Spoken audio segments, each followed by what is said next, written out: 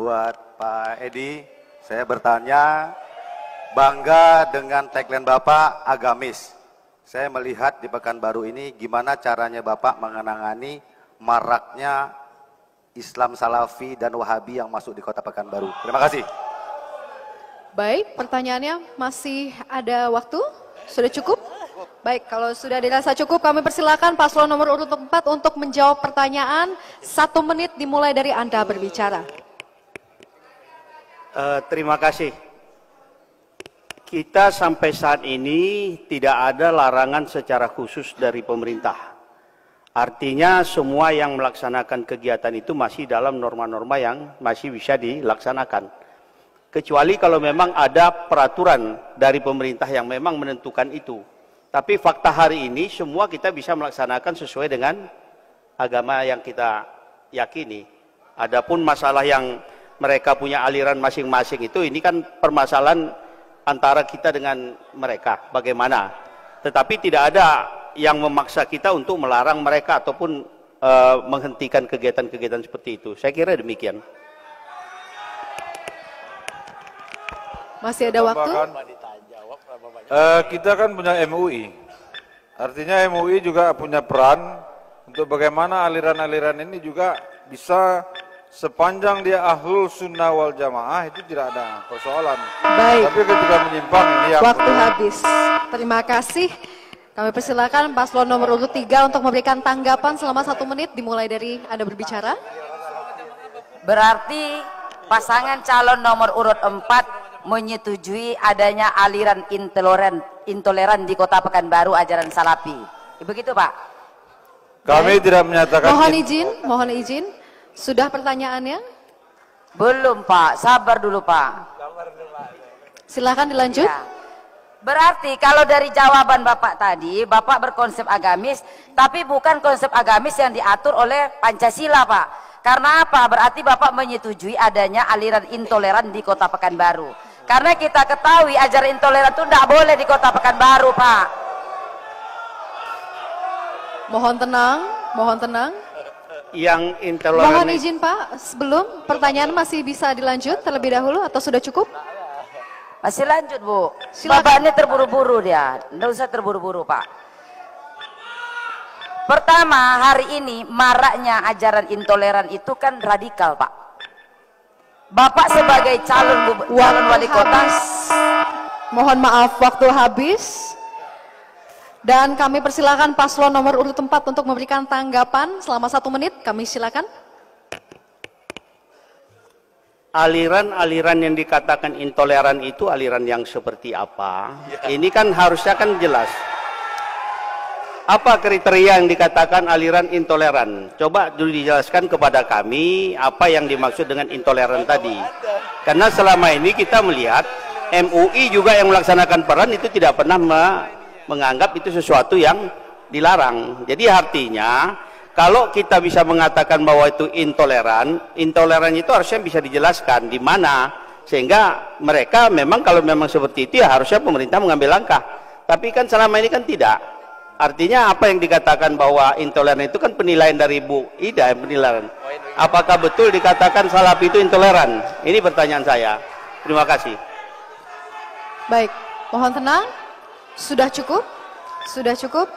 Baik. Baik, sekarang kami persilakan paslon nomor urut 3 untuk memberikan pertanyaan kepada paslon nomor urut 5. Saya dan keluarga awalnya tidak mau ikutan Pilkada Kota Pekanbaru nantinya karena semua pasangan adalah Muslim. Tapi setelah saya melihat tayangan ini, saya dan bahkan ribuan jemaah Salafi yang tersebar di Pekanbaru akan ikut insya Allah memilih asal bukan Ida nomor 3. Ibu ini bikin kaget tiba-tiba ngomong intoleran.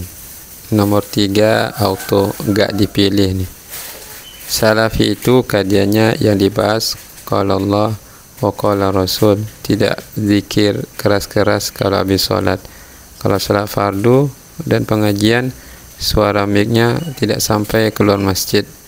Tidak ikut demo di jalan-jalan, tidak ikut mencela pemerintah di depan umum, dan aturan lalu lintas, kira-kira intolerannya di mana ya? Ibu ini bertanya lagi seperti sudah memvonis, semoga warga Pekanbaru dijauhkan dari pemimpin yang demikian, jiwa provokator, na'udzubillah. Jangan pilih nomor 3. Paham agama ndak bu, apa itu radikal, apa itu intoleran? Fix nggak milih nomor 3 ya. Paslon nomor 3 non toleran. Inilah beberapa respon dari netizen budiman. Semoga yang terpilih yang terbaik ya di Kota Pekanbaru secara khusus, agar ini menjadikan pelajaran kita bersama. Barakallahu fikum, dan kita simak penjelasan dari Ustadz yang lainnya. Barakallahu fikum. Masalah salafi wahabi ini istilah, ya Allah, ini fitnah teman-teman sekalian. Ini fitnah. Dari mana istilah wahabi ini? Dari mana istilah salafi ini? Ini fitnah. Sebagian teman-teman kita yang berpegang pada sunnah Nabi SAW sering mengatakan kita kembali kepada pemahaman salaf. Pemahaman salaf maksudnya sahabat. Salaf itu orang terdahulu. Dikatakan pesantren salafiyah, pesantren yang dulu, tradisional gitu kan.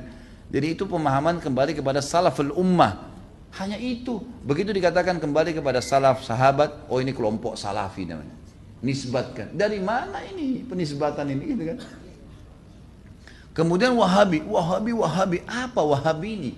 Dari mana istilah ini? Ini keluar dari mulut orang-orang yang tidak bertanggung jawab. Kalau kita lihat cirinya orang wahabi, yang dianggap wahabi orangnya berjenggot, jalankan sunnah Nabi. Kalau sholat ke masjid, istrinya pakai tutup aurat. Ya, di rumahnya jauh dari perbuatan dosa. Ini nih kelompok nih. Diolok-olok, wahabila. Saya pernah dimasukkan dalam grup gitu kan. Saya lihat semuanya disatuin, teman-teman dari semua ormas ada, termasuk nama saya masuk di situ. Banyak, mungkin ada 80 atau 100 orang, ustadz, kiai dan seterusnya. Baru saya masuk di situ saya sudah baca. Ah, ini banyak ustadz-ustadz wahabi, dimain-mainin gitu, tulisannya pakai O. Wahabilah ini. Oh ini wahabi ini suka tolak salawat, suka tolak zikir, suka tolak doa. Saya berpikir kalau saya mau tanggapin, ini 80 orang, 100 orang di situ. Kemudian akan habis waktu saya menyita di situ. Sudahlah, saya keluar, minta maaf, saya nggak ada urusannya di sini, saya keluar. Karena yang bilang orang-orang yang pernah belajar di Saudi teman-teman benci sama zikir itu siapa? Anda yang fitnah itu. Gimana caranya? Orang yang belajar di Madinah, di Masjid Nabawi, di Mekah, zikir kepada Allah. Bahkan mereka paling banyak zikirnya kepada Allah. Mereka paling banyak zikir, tapi zikirnya pakai adab, nggak teriak-teriak, gitu kan? Nggak karang-karang. Apa yang Nabi SAW ajarin itu yang disebutin. Adab sama Allah. Subhanallah, subhanallah. Dilakukan, bukan tidak dilakukan. Tapi tidak ada subhanallah, alhamdulillah. Dibaikkan main-main. Allah hu. Apa ini? Ini apa ini? Ini kalau zaman Umar sudah diketuk semua kepalanya nih. Ngarang-ngarang gitu kan. Oh ini benci sama doa. Siapa yang bilang benci doa teman-teman sekalian? Antum nggak dengar tuh bagaimana Syekh Sudes berdoa sampai hampir 1 jam kalau sholat kunut. Itu dikatakan tuh itu pentolannya Wahabi katanya. Baik berdoa kunut 1 jam sampai orang semua pada menangis seluruh dunia. Antum bilang itu Wahabi. Ini subhanallah ini. Benci doa itu namanya ajib. Sesuatu yang aneh gitu. Bagi saya tuduhan-tuduhan yang tidak beralasan sama sekali. Nggak beralasan nih. Yang penting dari Saudi Wahabi, gitu kan. Saya ajak Anda kalau lagi umroh yang mengatakan Wahabi, tolong Anda datang ke Masjid Nabawi, Masjid Haram Mekah, duduk di majelisnya salah satu ulama situ. Coba dengarin apa yang mereka bilang. Coba jangan, atau mau bertanya silahkan. Pasti mereka jawab hukumnya qala Allah berfirman surah ini, Rasulullah bersabda begini. Itu isinya. Itulah yang mereka bilang Wahabi. Ini kemurnian agama teman-teman sekalian. Dan kalau Anda tidak pertahankan kemurnian agama, lalu siapa yang mau pertahankan? Ini aneh sekali gitu. Ini luar biasa, sebenarnya harus diluruskan. Mudah-mudahan Allah berikan hidayah ya. Banyak orang Islam yang tidak faham, ya, dia kukunya masih panjang, sholatnya masih Senin Kamis, ikut-ikutan Wahabi juga. Bukannya belajar, bukannya nanya, malah ikut-ikutan. Ini fitnah di tengah-tengah kaum muslimin.